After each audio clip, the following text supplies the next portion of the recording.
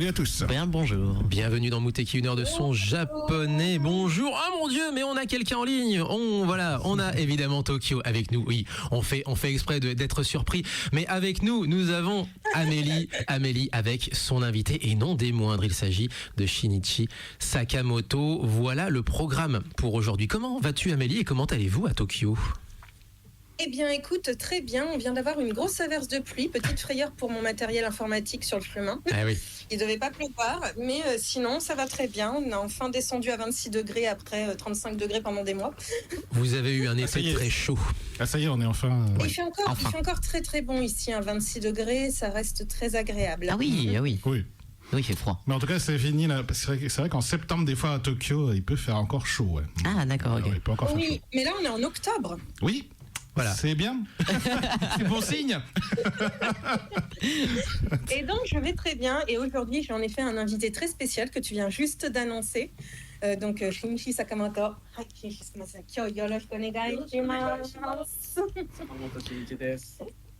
Donc, on a la chance d'avoir un très grand mangaka avec nous aujourd'hui. Exactement. Voilà, tout à fait. Shinichi Sakamoto, qui a une carrière qui est relativement longue, puisque en plus de ça, il a été donc, il a publié des mangas comme Innocent, Ascension en français. Voilà, on a pas mal d'œuvres, notamment de tout ce qui est l'univers du seinen. D'ailleurs, il avait été publié par la Shueisha dans ce format-là, ou en tout cas dans cette narration-là, dans ce style de narration-là. Et du coup, on a plein de questions à lui poser. Et ça tombe bien puisque Amélie, tu es là à ses côtés et on va pouvoir justement entamer cette interview. Je traduis en simultané en même temps et je t'en prie, c'est avec plaisir. Est-ce qu'on commence tout de suite ? Parce qu'en effet, on a beaucoup de questions. Donc, ouais, on a juste... Alors, juste avant de commencer... Oui, exactement. On a des choses à dire auparavant. Au programme, on aura Léo avec donc un nouveau quiz. Celui-ci, on n'y jouera pas parce que vous allez y jouer à l'antenne et vous allez gagner 4 places pour le concert des 5, 6, 7, 8 à la Rayonne. Ce sera le 19 octobre prochain. La Rayonne, c'est une salle de concert à Villeurbanne pour ceux qui ne connaîtraient pas encore assez Lyon, et pour ceux qui connaissent Lyon, ils savent bien évidemment, tout le monde sait ce qu'est la Rayonne. Bref, on le rappelle, 4 places donc à gagner aujourd'hui. Exactement, et puis juste pour clôturer la chanson qui a ouvert l'émission, c'est le vainqueur de la bataille des décennies. Donc c'est une chanson de Chageto Asuka. Chage N. Asuka, je crois que c'est vraiment américaine. Ah ouais, Chage N. Asuka. Ouais. C'est juste. Et bien sûr, On Your Mark, une chanson AMV dessinée par Studio Ghibli. Sachant que à l'époque, quand on a découvert ça, on a tous cru que c'était le trailer d'un nouveau film Ghibli. Pas du tout. Et non, absolument pas du tout. C'était un clip. C'est surtout un clip vidéo. C'était un clip. Excellent, vraiment excellent clip vidéo, très très joli. On en avait parlé. Les années 90, c'est donc une vieille chanson, mais une très très. J'adore la chanson. Elle est belle, très mouvante, très très belle. Et je sais qu'Amélie l'aime énormément cette chanson, et donc du coup on va pouvoir lui repasser le micro. Et c'est à toi de jouer, Amélie. Oui, en effet, c'est une chanson que j'aime beaucoup, que j'ai découvert à l'université quand je faisais des études de japonais, parce que je ne la connaissais pas avant. C'est en effet une très belle chanson. Et c'est à ton tour maintenant. Voilà, on a dit ce qu'on avait à dire. On aura une pause musicale au milieu, évidemment, un petit générique à la fin, mais on aura assez peu de musique. Et maintenant, je te laisse nous présenter et nous poser les premières questions. Nous, on en a une, évidemment, à chaque fois, chacun de questions sur la carrière, le travail de Monsieur Sakamoto. Mais je te laisse prendre le lead sur cette interview et sur cette émission. Oui, on va commencer par une question toute simple en fait.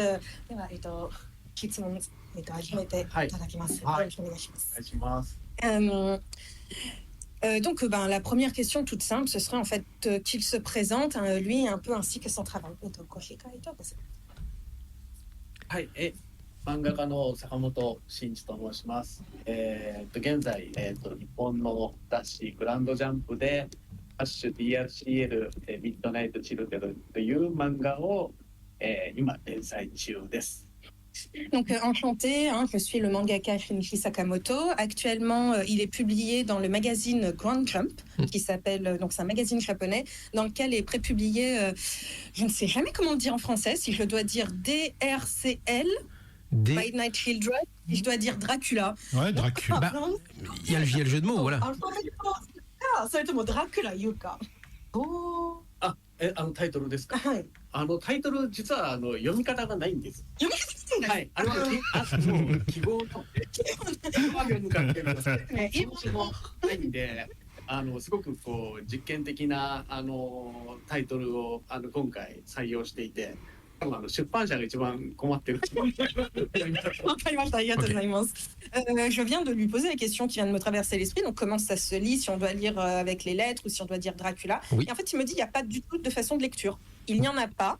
Et il dit c'est justement sûrement un problème pour ces maisons d'édition parce que ça n'a pas, ça n'a pas été décidé. Voilà. J'avais compris aussi, c'est que ça n'a pas été Midnight Children, les enfants de minuit en français, voilà. DRCL, Dracula. Enfin, prononcez-le donc comme vous le voulez, à toi. Exactement. Donc voilà pour la petite intro. Je vais continuer parce que j'ai beaucoup de questions qui sont assez spécifiques. Donc, vous avez expliqué que vous n'avez pas étudié les arts. Et pourtant, on voit dans vos œuvres qu'il y a énormément d'influences qui sont très picturales. Et dans vos influences, vous avez cité Caravaggio. J'espère que je prononce bien. Le Caravage, en français, voilà. Voilà. Comme Caravaggio, c'est en italien, c'est son nom d'origine, mais c'est vrai que c'est le Caravage en français. Oui. Quel autre peintre vous inspire? Et en fait, de quelle manière ces inspirations nourrissent votre travail? はい、カラバッチョは本当に大好きで、フランスに、イタリアに行った時も、彼の絵画を何枚か生で見たりとか、とても感動していました。とにかくその彼のこの技法の光と影の演出、もうそこにすごく魅了されてます。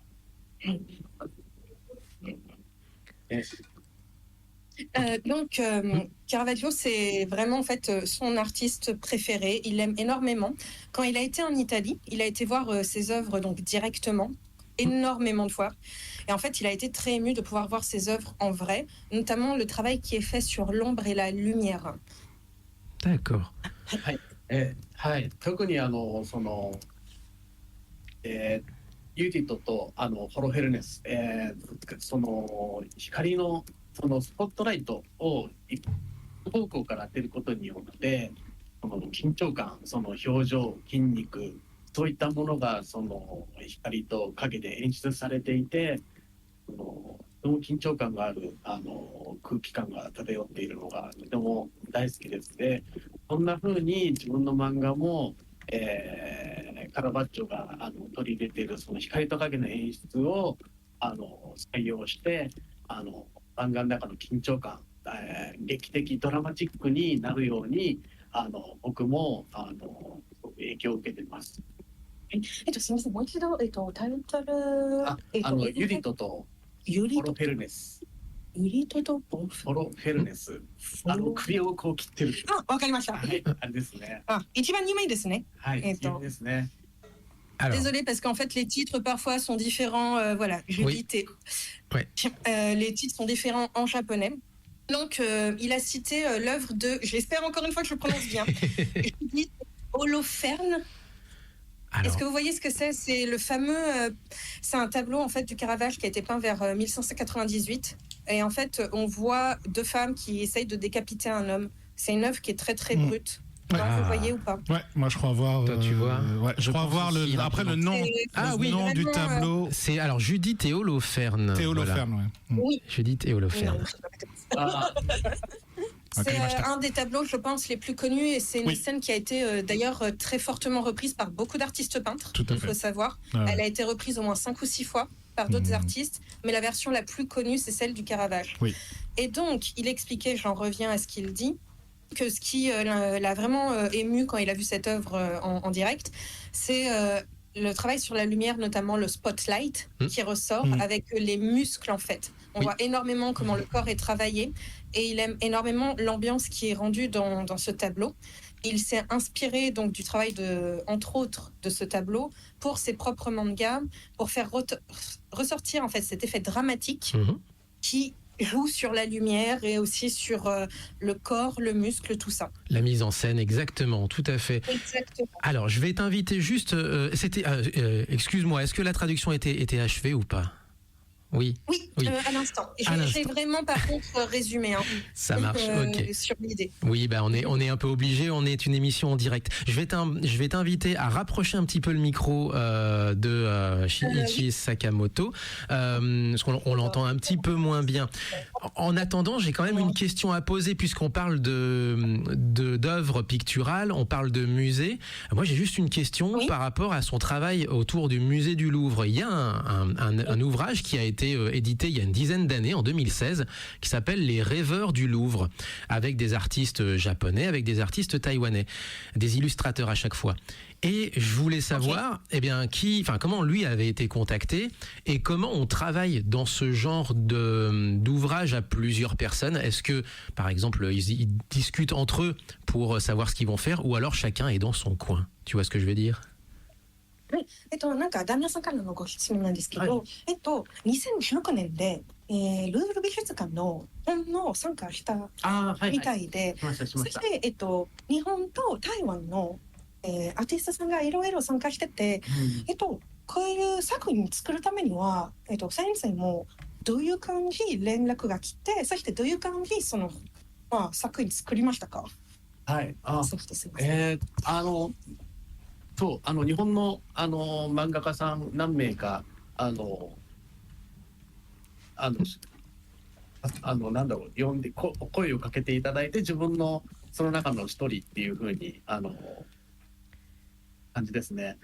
当時やっぱりそのイノさんっていう作品を書いていたので、やっぱりフランスとすごくなんかこう関係がある作品なので、あとそのアートスタイルっていう部分においても何か共鳴してもらえる部分があったのかなっていうふうに思っています。Est-ce que ça va? Est-ce que tu l'entends assez bien? Désolée parce que je l'entends mieux. Je l'entends mieux, effectivement. Ok. Donc, en effet, il y avait beaucoup de mangaka japonais qui étaient, entre autres, invités. Et lui, il était l'un des seuls. Donc, en fait, comme il a dessiné Innocent, qui a un fort rapport avec la France, qui est un manga en rapport avec la France, mais qui a aussi un niveau de style artistique très particulier, il pense que c'est entre autres pour ça qu'on a fait appel à lui pour ce livre. D'accord. Et alors, comment on travaille quand c'est comme ça? Est-ce que les gens discutent entre eux, ou alors est-ce que chacun a, d'une certaine façon, une mission indépendamment l'un de l'autre? Je ne sais pas. こういう感じの作品作るとは、どうやって働き方がありますか？例えば一人でちょっと作品してみるか、それとも他のアーティストさんとご相談して、そしてみんな一緒に何か作りますか？そのルーブルで。全く他の参加したアーティストさんと全くお話は全くなくても、個人個人で思い思いのこのルーブル美術館に提供する絵を、作品、物語なりを多分個人個人皆さん描いてらっしゃるんです。自分もたった一人で作品を作りました。Alors, il n'a pas du tout parlé en fait avec les autres auteurs. Il n'y a pas du tout de communication avec les autres artistes. Il a tout fait lui-même. Il a créé sa propre histoire avec ses propres dessins, son propre univers.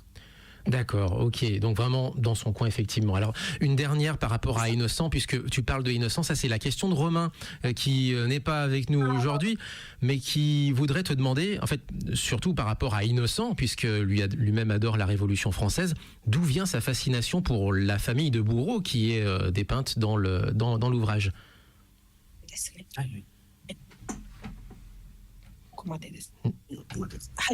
はい、イノさんは、当初イ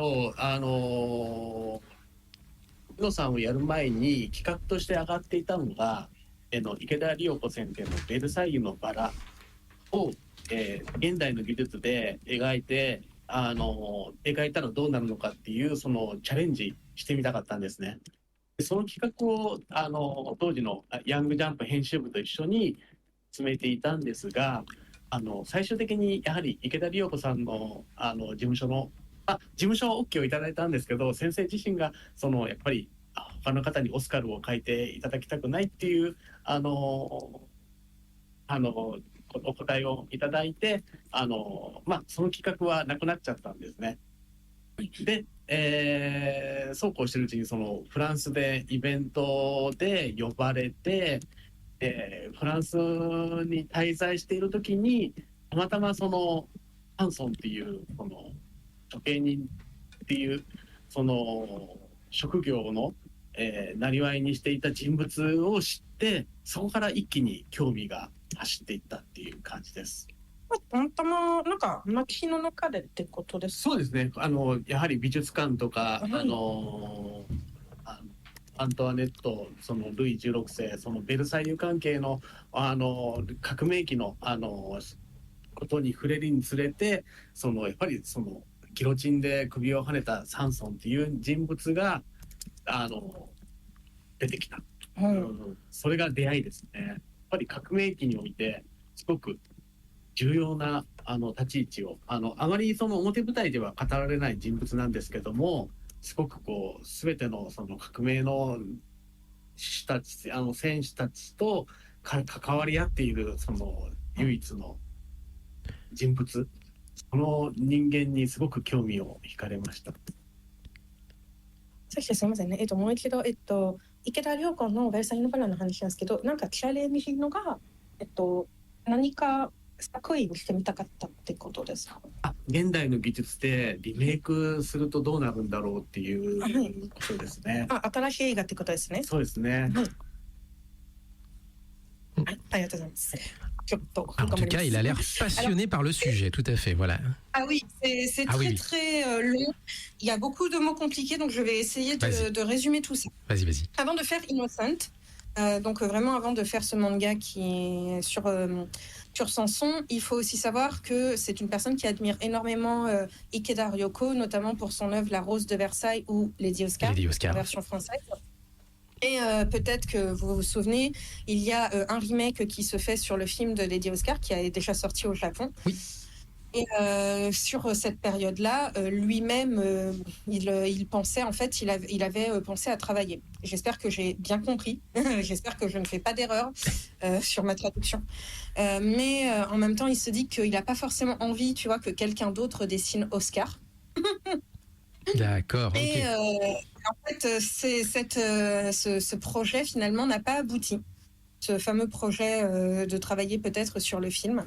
Okay. Et il a été appelé dans un événement en France, juste après cette période-là, où il avait où il cite déjà son intérêt pour la France, pour Versailles, etc., avec Ikeda Ryoko et La Rose de Versailles ou Lady Oscar. Je ne sais jamais si je dois dire le titre. On peut dire les deux, quoi. Et donc, quand il a été en France, il est tombé tout à fait par hasard sur des représentations en fait de la famille Sanson, parce que donc il s'est promené, il a vu pas mal de choses, et sur le travail par rapport à Marie-Antoinette, Louis XVI, donc tout ce genre d'œuvres, il a découvert la guillotine, enfin découvert façon de parler, voilà. Il a vu des œuvres en rapport avec la guillotine, exact. Et il a découvert les bourreaux. Enfin, la famille Sanson de l'époque, qui étaient donc les bourreaux. Voilà. Et en fait, il s'est trouvé complètement intéressé, fasciné par ces personnages-là qui représentaient les bourreaux de l'époque, donc au XVIIIe siècle. Donc de la Révolution, exactement, tout à fait. Voilà. Ok, Même si en vrai, on a commencé avant le XVIIIe, hein. Petite information au passage. On enchaîne sur une autre question. Est-ce que tu as, j'imagine que tu as encore plein d'autres questions. Vas-y, encore une petite. Oui. Après, je pense que là, on va arriver à 9h30 et on passera peut-être les deux extraits sonores. Vas-y. Je vais la dire en français. Je ne sais pas pourquoi j'allais la dire en japonais. Oui, vas-y. Pardon. Dans son style graphique, en fait, on ressent énormément, je trouve, l'influence que ce soit de l'art européen, mais aussi de l'art japonais. Et pour l'art japonais, il a cité, et on le voit d'ailleurs très bien dans son travail, Tadao Tokai no Sho. Et en fait, ma question, c'est comment il arrive à dialoguer entre ces deux cultures, entre la France, enfin pas forcément la France, mais entre l'Europe et l'art japonais.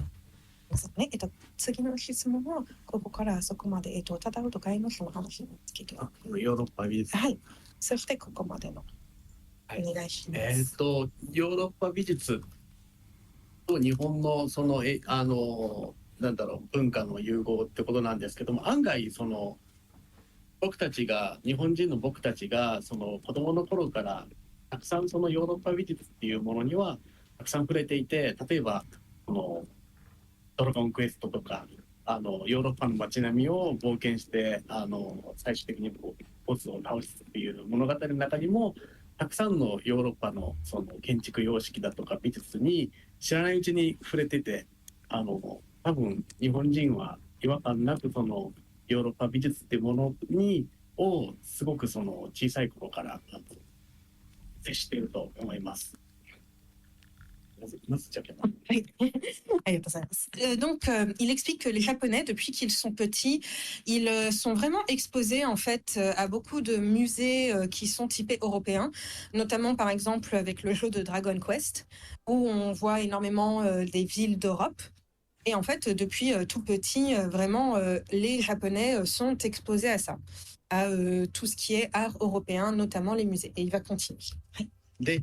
あとその80年代にその日本にはバンドブームっていうものがバンドロックバンドのバンドブームが巻き起こるんですけども、そこで生まれたのがその、ゴシックロリータファッションっていうものが生まれる。これは本当にそのヨーロッパの文化と日本の原宿のストリートファッションが融合した一つのそのファッションが、まあそこからビジュアル系バンドっていうものがまた生まれてくるんですけども、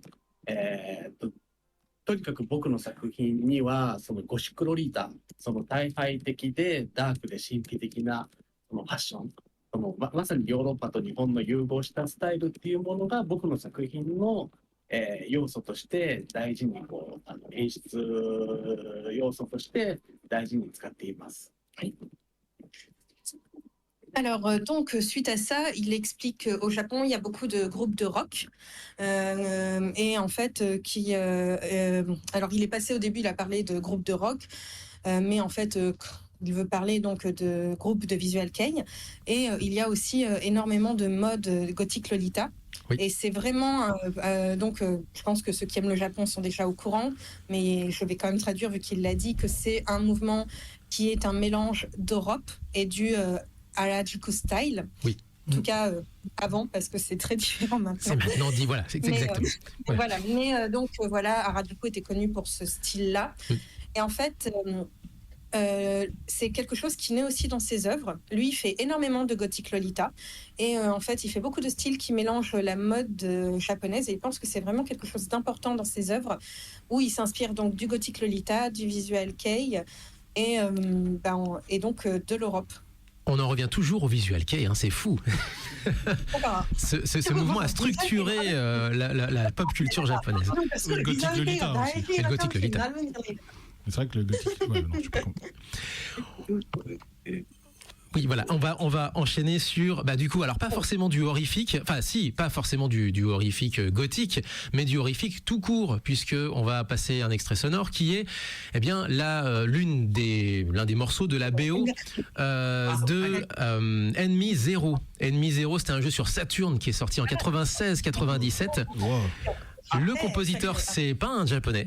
C'est un jeu japonais, mais c'est un compositeur qui est, lui, britannique, c'est Michael Nyman. Et Michael Nyman, il est connu pour La leçon de piano, notamment le légendaire film du début des années 90, La leçon de piano, Jane Campion. Et c'est lui qui faisait la musique. Mais du coup, il a été aussi employé pour plein d'autres projets, notamment ce jeu vidéo, Enemy Zero. Et c'est le choix de notre invité, Shinichi Sakamoto. Voilà. Oui. Donc Enemy Zero, donc tiré de la BO du jeu Enemy Zero. Il est aussi d'ailleurs, pour nous, alors ça c'est pour les vieux qui ont regardé la télé dans les années 80, c'était aussi celui qui a composé la musique de la chaîne La7, l'ancêtre d'Arte chez nous. Voilà. Allez, on enchaîne Enemy Zero, Michael Nyman, donc extrait du jeu vidéo.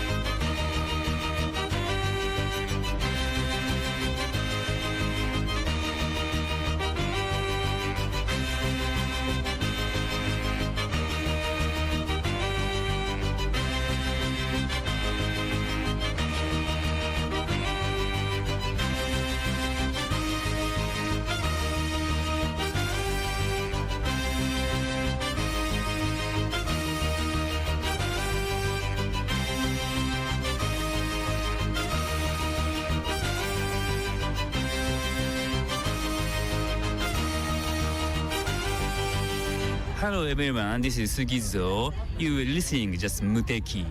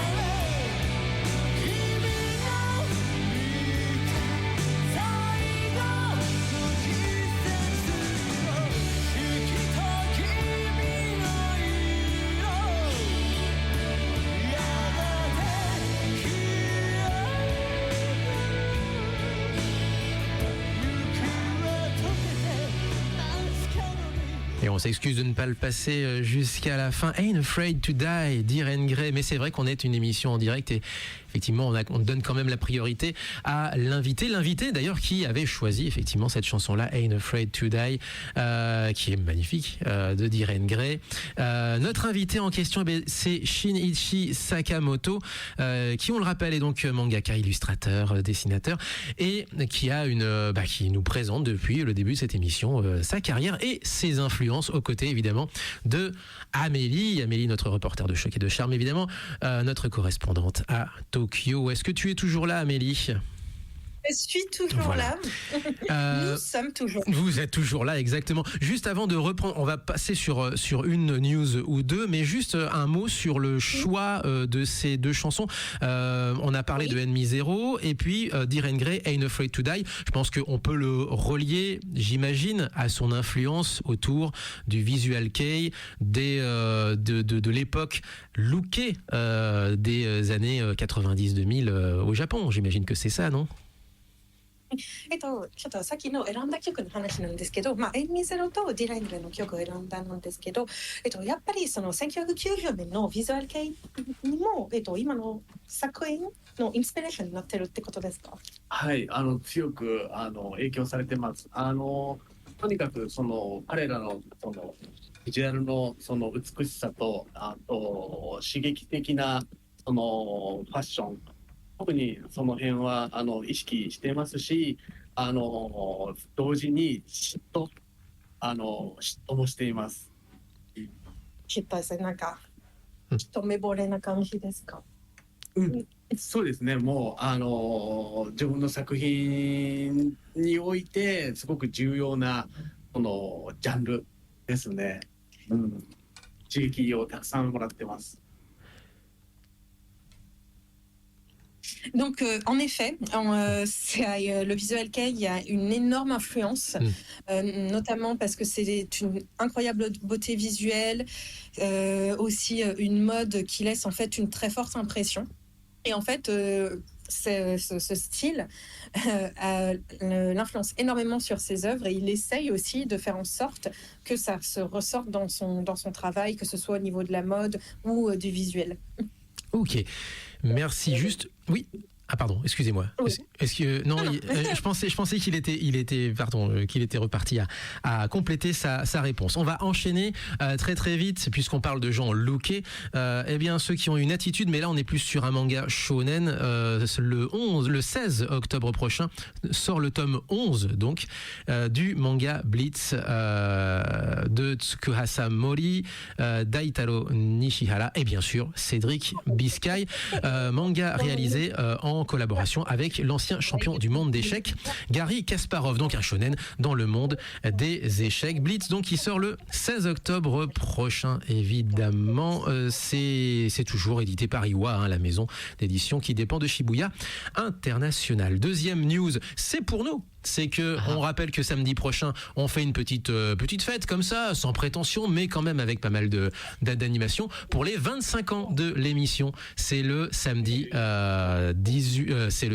11 octobre. Tu vois, je reste toujours sur le chiffre 11. Tu vois, samedi 11 octobre, donc samedi prochain, ça se passe à Lyon, ça se passe en live, ça se passe à l'AFK Bar dans le 7e arrondissement, donc 52 rue de l'Université.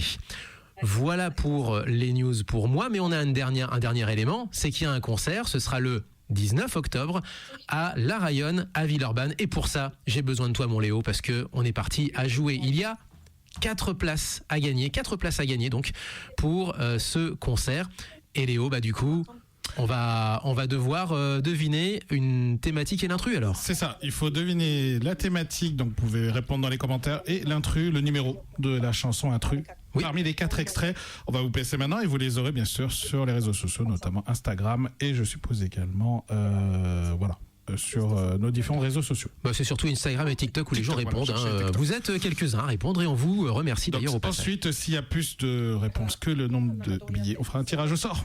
Oui, évidemment. Bon, on est parti pour un extrait. Alors attention Amélie, on va pas jouer en direct, mais on va entendre donc l'extrait sonore que nous propose Léo. C'est un quiz et il y a des places de concert à gagner. Attention, Léo, où est-on Voilà, il est là. Voilà, trouvez l'intrus et l'extrait. 3, 2, 1, c'est parti.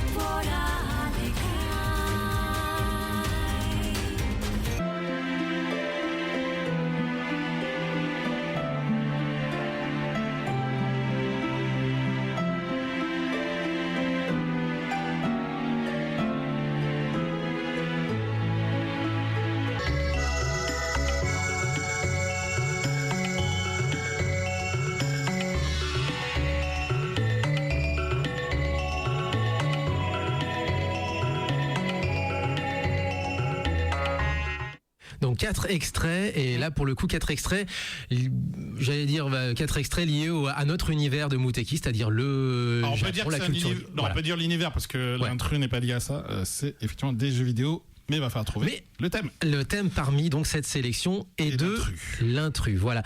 On rappelle, il y a 4 places à gagner pour le concert des 5, 6, 7, 8, groupe de rock au féminin, groupe de rockab à l'ancienne que vous avez peut-être vu d'ailleurs dans le film Kill Bill. Mais c'était il y a déjà un petit moment, mais qui ont une carrière qui ne se limite heureusement pas à ça. On a eu l'occasion d'ailleurs d'en passer quelques extraits dans l'émission. On revient vers toi Amélie pour la suite et la fin de cette interview. Est-ce que tu es toujours avec nous? Est-ce que la connexion se refait? Je suis toujours là. Formidable. Tu m'entends toujours? Voilà, je t'entends toujours. Super. Et c'est formidable. Allons-y, continuons alors. Alors ensuite j'ai une question qui est très très spécifique.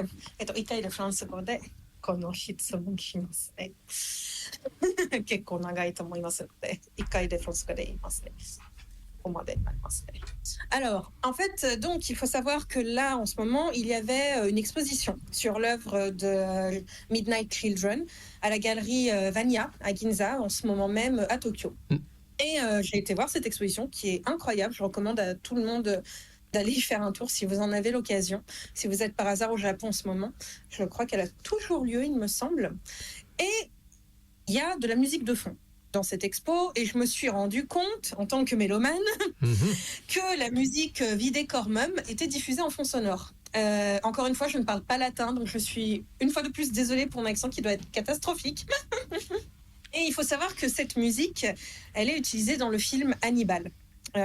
Pour la référence. Oui. Et toutes les paroles sont en latin, et en fait, elles ont vraiment un sens très profond de mémoire en français.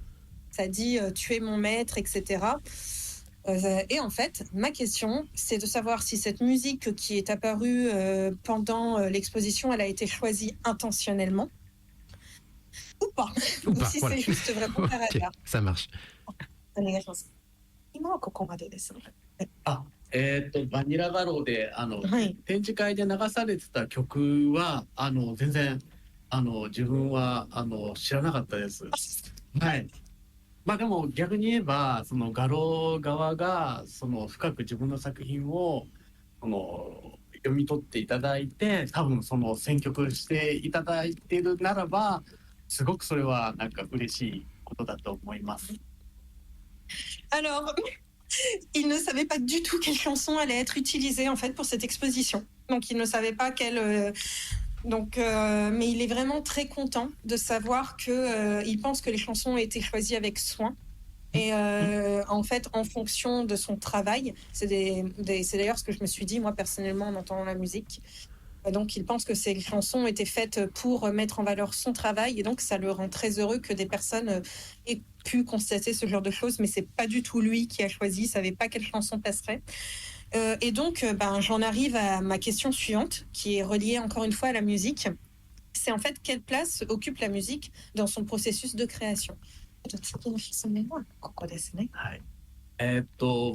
僕が表現している漫画の世界では音楽っていうものは絶対に流すことはできないです。でもその音楽っていうその表現を漫画にどうしても取り入れたくって、ここの人の最後終盤でアメイジンググレイスの曲のその中の歌詞、これを漫画で書くことによってアメイジンググレイスっていう曲を読者の頭の中にその流れるような演出を一度チャレンジしたことがあります。Alors, en fait, dans l'expression des mangas, on ne peut pas forcément passer de chansons, on ne va pas entendre de son quand on lit un manga. Donc, pour lui, la musique, c'est important. Et par exemple, dans une de ses œuvres, en fait, il a utilisé les paroles de la chanson Amazing Grace. Et en fait, elles sont écrites. Les paroles sont écrites dans ce manga. Et il pense qu'ainsi, en fait, la chanson, vu que c'est une chanson qui est assez connue, va se mettre naturellement dans l'esprit du lecteur. Et c'est comme si, en fait, la chanson passait dans la tête de la personne. Oui, d'une certaine façon, voilà. Elias a juste une question. Alors, il nous reste malheureusement très peu de temps. Elias, tu avais une question, une remarque, vas-y. C'était plus une remarque. Je me suis rendu compte en faisant mes recherches que du coup... je n'entends pas par contre si Elias est en train de parler. Donc, t'inquiète pas, je te transmets, vas-y. Alors, c'est juste parce que quand j'étais au collège, j'ai lu du coup le manga Ascension et je viens de me rendre compte que l'auteur, que l'illustrateur qui l'a illustré, c'est lui. J'aimerais juste dire que je le remercie en fait d'avoir dessiné Ascension parce qu'il m'a donné envie de faire du sport et faire de l'escalade à l'époque où je n'aimais pas ça et je voulais pas en faire, et il m'a aussi beaucoup inspiré sur la culture japonaise à l'époque. Et du coup voilà, je te fais un résumé. En tout cas, Elias remercie Shinichi Sakamoto pour avoir dessiné Ascension, puisque ça lui a donné envie de faire de l'escalade alors qu'il n'en était pas nécessairement un grand fan à l'origine, quoi. なんかエリアスさんからのちょっと、すごいありがたいことがあって、先生の高校の人のおかげで、本当はエリアスがスパーツが決まってて、だからすごいありがたいです。先生のおかげでエリアスさんがなんかスパーツが決まって、そしていろいろすごいなんか幸せになったから、本当にありがとうございました。今のメッセージが。そうです。はい、なんか漫画を読んでて、だから自分にもなんかスパーツが始まっていろいろEn japonais, c'est Koko no Hito. はい、そうです。ですね。なんかすごくこの作品読んで山を始めたっていう人がたくさんいて、すごくなんか嬉しいっていうか、その人生にその自分の作品がなんかその関われていることがすごく光栄で。そういうなんかお話を聞くたびになんかもうありがたいなと思ってます。Alors, il est très honoré en fait que quelqu'un qui ait pu lire son œuvre, ça l'ait inspiré dans sa propre vie après. Donc lui-même, il te remercie et c'est quelque chose qui le rend très heureux. On vous remercie énormément. Est-ce qu'on peut juste dire un petit mot avant de lancer la chanson sur vos projets futurs? Est-ce qu'il y a vraiment une chanson? Il y a une question très importante qu'il faut absolument que je pose, parce que personne ne l'a jamais posée. Vas-y, c'est le moment ou jamais, vas-y. Je sais que ça fait beaucoup de temps, mais c'est pas possible. Il me faut une réponse et je pense que les fans veulent une réponse. Let's go. La question dans Midnight Children, et aussi quand j'ai vu les explications dans l'exposition, on ressent énormément l'influence de Michael Jackson dans le personnage du comte Dracula. Vrai, et moi, je veux savoir, est-ce que ce personnage, il est inspiré Est-ce que c'est conscient du roi de la pop? Voilà. Voilà. Vas-y. Parce que vraiment, すいませんね、なんかもう時間がなくて、最後の質問になるんですけど、ここですね。あそこまで、どうかな？僕自身その今回のドラキュラが誰をモデルにしてるかっていうのは一言も言及したことはありません。Alors, pour ce personnage du comte Dracula, il n'a pas de modèle. Ah, ok. Déjà, voilà, il vient de dire ça. だけど、その人種、国境、性別を超えて、その大衆の心を虜にする存在が、あるポップスターであるとするならば、それはまるで、その瞳に見られた瞬間に、その自分の血を差し出してしまう。ような吸血鬼とイメージが重なったっていうところですね。吸血鬼。ドラキュラ吸血鬼。Non, inédit. Alors, il a utilisé beaucoup de mots compliqués. Je vais faire de mon mieux pour essayer de traduire au maximum. Peter, en plus, il ne reste que 2 minutes. Oui. Il n'a pas forcément pris de modèle. En fait, c'est plutôt essayer de faire une image que quand le lecteur regarde, il y a un mélange entre la pop star et le vampire. Ok. En fait, avec une inspiration qui vient en fait du cœur. Donc non. Il n'y a pas une inspiration de Michael Jackson, mais alors résultat, j'avoue que moi là, je suis très surprise. Mais c'est plus une vibe que autre chose. En tout cas, on comprend en creux dans quel état d'esprit il est. On te remercie vraiment, pour le coup, on est obligé malheureusement de rendre l'antenne. Juste après, on a Visage d'Amérique latine à partir donc de 10h. Et entre-temps, on va lancer, je pense, la chanson la plus logique, puisqu'il nous a parlé de Amazing Grace, mais nous aussi, dans notre coffre-fort de chansons japonaises, on a Mika Nakashima qui avait repris Amazing Grace en 2005, et donc on va se quitter avec ça. Donc la grande Mika Nakashima qu'on était allé voir en concert à Oita, et donc c'est l'occasion de se dire au revoir. Merci encore. Et on espère que ça vous a plu. Oui. Merci énormément. Merci vraiment. Merci beaucoup. はい、こちらこそフランスのラジオに出演することができて光栄です。ありがとうございます。 Il est très honoré d'avoir pu participer à une émission de radio française, donc merci aussi à vous. Et vous aurez la version en ligne pour la version complète de la chanson lors de notre rediffusion en ligne. Portez-vous bien, vive le son japonais. Jamatane. Ilmuteki matane.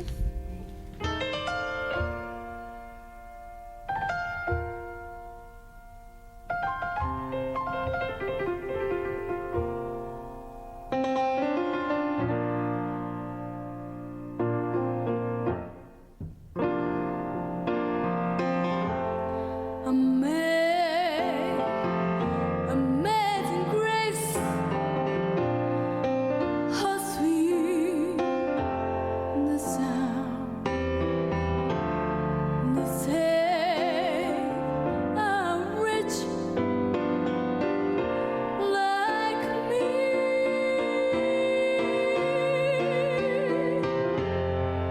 I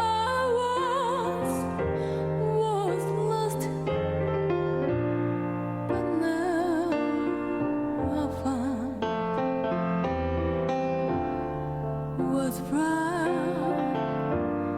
But now I see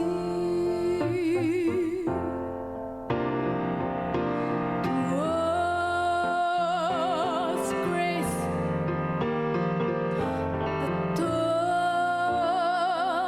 my heart to free and grace my fears relieve.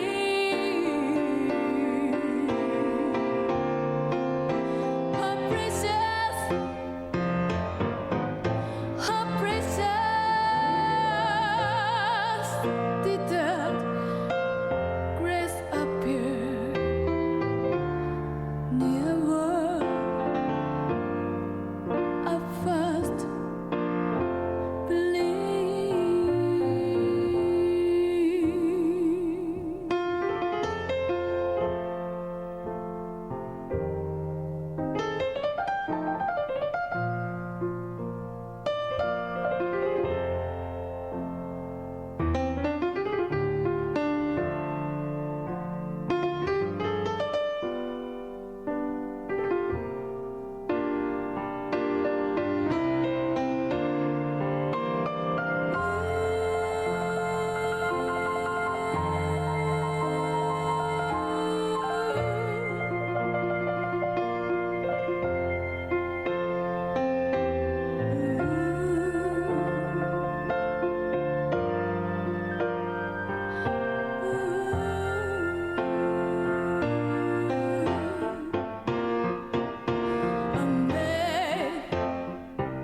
Amazing grace, how sweet the sound, the same, how rich like me.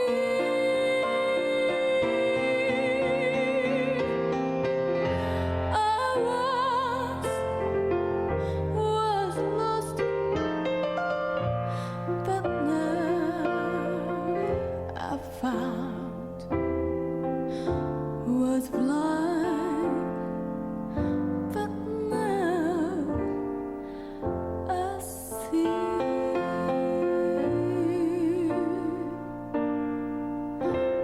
but